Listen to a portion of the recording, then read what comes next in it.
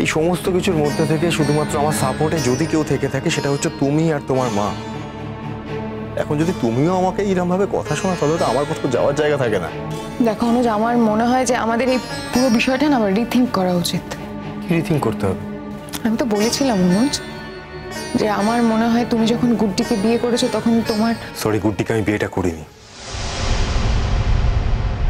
দেখো অনুজ,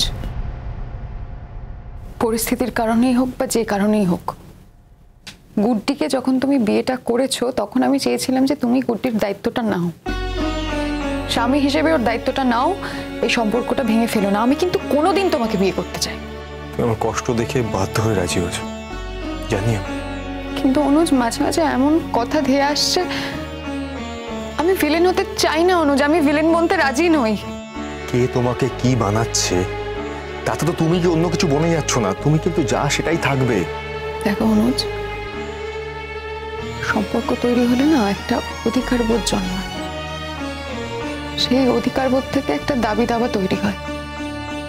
আমি তোমার সঙ্গে সম্পর্কে থাকবো, এদিকে আমার কোনো দাবি দাবা থাকবে না, আমি তোমার কোনো ব্যাপারে কথা বলতে পারবো না, এটা আমার পক্ষে মেনে নেওয়া খুব কষ্টকর।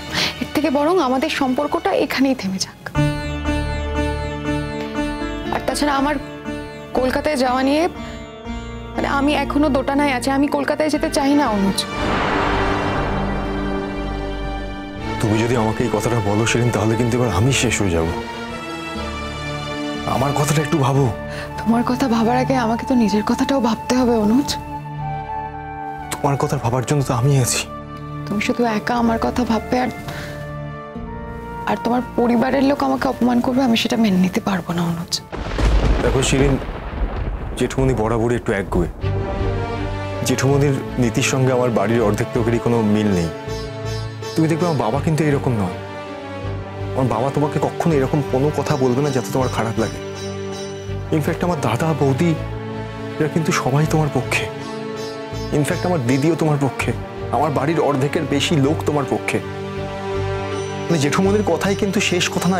জেঠুমনির নীতি আমার বাড়িকে রিপ্রেজেন্ট করে না শিরিন। মাম্মাম হয়তো জেঠুমনির কথা ইনফ্লুয়েন্স হতে পারে, তবে আমি শিওর যে মাম্মামও পুরোপুরি ইনফ্লুয়েন্স হবে না।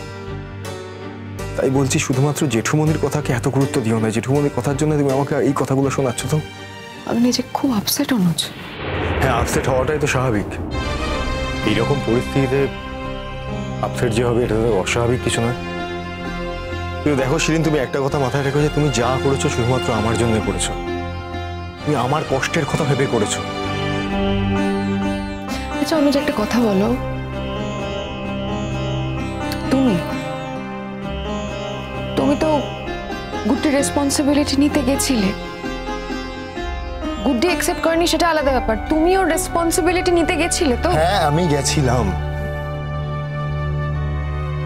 কারণ ওইটুকু আমার করা উচিত বলে আমার মনে হয়েছিল।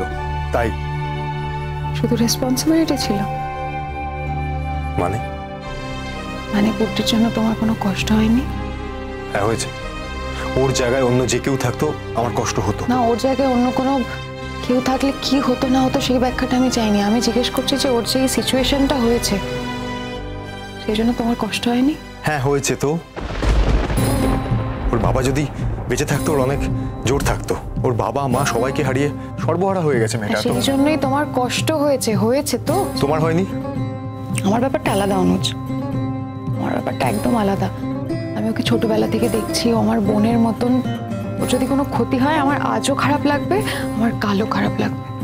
এই যে ওর বিয়েটা ভেঙে যাচ্ছে না, এই জন্য কিন্তু আমার সত্যি খারাপ লাগছে।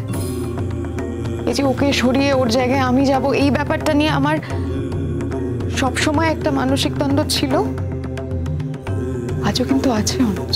শিরিন, এই নিয়ে আমাদের মধ্যে অনেকবার অনেক কথা হয়ে গেছে, আর এই সেম কথা রিপিটেশন আমি চাই না। অনুজ, তুমি কি চাও না চাও সেটা যেমন তোমার কাছে ঠিক, আমি কি চাই সেটা তো আমার কাছে ঠিক থাকতে হবে বলো। আমি সারা জীবন একটা সসম্মানের জীবন চেয়েছিলাম। আমি এরকম কোনো জীবন চাই না যেখানে অসম্মান জড়িয়ে থাকুক। কে অসম্মান করবে তোমাকে? যেই করুক না কেন অনুজ, আমি সেটা মেনে নিতে পারবো না। শিরিন, সকলের দায় আমার নয়। আমি শুধু তোমাকে এটুকু প্রমিস করতে পারি, আমি তোমাকে কোনোদিন অসম্মান করব না। আমি তোমার সাথে কোনোদিনও একা থাকতে যাব না অনুজ। তুমি একটা জয়েন্ট ফ্যামিলি বিলং করো, আর তাছাড়া এত কমপ্লিকেশনের কি দরকার? তোমার কাছে এটা কমপ্লিকেশন, সেটা আমার কাছে বেঁচে থাকার উপায়। তুমি কি বলতে চাইছো? এই মিথ্যে বিয়েটাকে নিয়ে আমি সারা জীবন একটা মিথ্যে মিথ্যে অভিনয় করে কাটিয়ে দেবো? তুমি কি করবে অনুজ, এটা তোমার ব্যাপার। আমি আমার কথা বলতে পারি। এত স্বার্থপর হবে না শিরিন। আমার মনে হয় এতদিন ধরে যে সম্পর্কটা আমরা গড়ে তুলেছি সেটা আর যাই হোক কোনো স্বার্থপরতার সম্পর্ক হতে পারে না। অনুজ, আমার কি মনে হয় জানো তো, আমার আর তোমার না কোনোদিনও সংসার হবে না। হবেই শিরিন, তোমার আর আমার সংসার একদিন হবেই। তুমি যতবার এই কথাগুলো বলবে ততবার আমার খুব কষ্ট হবে। তাও যদি তোমার বলতে ইচ্ছা করে তুমি বলো। তা আমি তোমাকে বলছি শিরিন, আমার সেই মনের জোর আছে, সেই বিশ্বাস আছে, ভরসা আছে আমাদের উপর। একদিন সমস্ত বাধা বিপত্তি কেটে যাবে আর আমার আর তোমার একটা নতুন জীবন শুরু হবে। আর বেশি দিন নয়, আমার বাড়ির লোকের ওই মেয়েটার প্রতি সমস্ত দায়িত্ব কর্তব্য শেষ হয়ে যাবে, আমারও শেষ হয়ে যাবে। আর একদিন আমাদের অফিসিয়ালি ডিভোর্সটা হয়ে যাবে। তখন মেয়েটা ওর জায়গায় আর আমি আর তুমি আমাদের জায়গায়। তার মানে কুটির জন্য অপেক্ষা করতে হবে। কুটির উপর নির্ভর করবে আমার সংসার সাজানো, তাই তো? না, গুড্ডির জন্য নয়, কিছু আইনগত নিয়ম কানুনের জন্য। দেখো, বিয়ের 1 বছরের মধ্যে আমি মিউচুয়াল ডিভোর্সের জন্য পিটিশন ফাইল করতে পারবো না। আমাকে অ্যাটলিস্ট 1 বছর অপেক্ষা করতে হবে। আর তার মধ্যে মানে এর মধ্যে যে কটা দিন কেটে গেছে সে কটা দিন বাদ দিই। আর তারপর আরো কমাস অপেক্ষা করতে হবে সার্টিফিকেট পাওয়ার জন্য। আমি যখনই 1টা বছরের কথা ভাবছি ভেতরটা এত ধৈর্য হারা হয়ে যাচ্ছে, আমি তোমাকে বলে বোঝাতে পারবো না। হ্যাঁ, কলকাতায় থাকবো, তোমার সঙ্গে হয়তো রোজ দেখাও হবে, কিন্তু আচ্ছা যদি আমার কোথাও বদলি হয়ে যায়, তুমি যাবে তো আমার সঙ্গে? লিভ ইন করবো?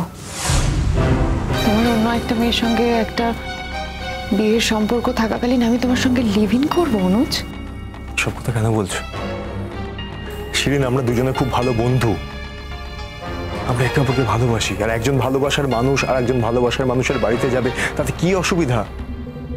তার মাঝখানে না অনুজ একটা দেওয়াল আছে, দেওয়ালটার নাম বিয়ে। আর তুমি একজন বিবাহিত পুরুষ, একটা অন্য মেয়ের স্বামী। তুমি এখানে শুধু আমার ভালোবাসার মানুষ নও অনুজ। Please don't misunderstand me. I genuinely love you. I deeply, madly, desperately love you, Shirin. Trust me, তোমার থেকে আলাদা হয়ে যাওয়ার কথা আমি স্বপ্নেও ভাবতে পারি না শিরিন। আমি জানি তুমি চাইলে আমার থেকে অনেক ভালো ছেলে পেতে পারো। তোমার কি মনে হয় অনুজ আমি সবসময় ছেলে খুঁজে বেড়াই? ছি শিরিন,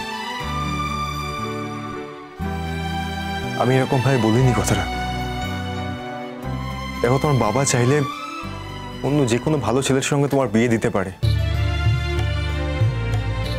তোমার বাবা চাইলে কমপ্লিকেশন নেই এরকম কোনো ছেলের সঙ্গে তোমার বিয়ে দিতেই পারে, কিন্তু তুমি তো সেই বিয়েটা প্রত্যাখ্যান করতে পারো শুধুমাত্র আমার জন্যে। কারণ আমি তোমাকে ভালোবাসি, তুমি আমাকে ভালোবাসো। আমি তো শুধু তোমার উপরই জোর করতে পারি। শিরিন, আমি তোমাকে খুব ভালোবাসি, তুমি বিশ্বাস করো না? অনুজ, মাঝে মাঝে না আমার বুকের ভেতরটা মাঝে মাঝে না কেঁপে ওঠে, জানো তো? আমার মনে হয় যে আমার আর এগোনো উচিত না। এরপর হয়তো আমার আর ফিরে আসার পথ থাকবে না। তুমি এখনো ফিরে আসার কথা ভাবছো? আর মধ্যে ভাবনাগুলো এলে আমি কি করব বলো তো অনুজ? প্রশ্রয় দেবে না, ভরসা রাখবে আমার উপর। শিরিন, আমি জানি অনুজ আর শিরিনের একদিন সংসার হবেই। পৃথিবীর কোনো বাধা বিপত্তিতে এটা আটকাবে না। তুমি শুধু একটু ভরসা রাখো আমার উপর, প্লিজ। আমাদের বেরোতে হবে এখন।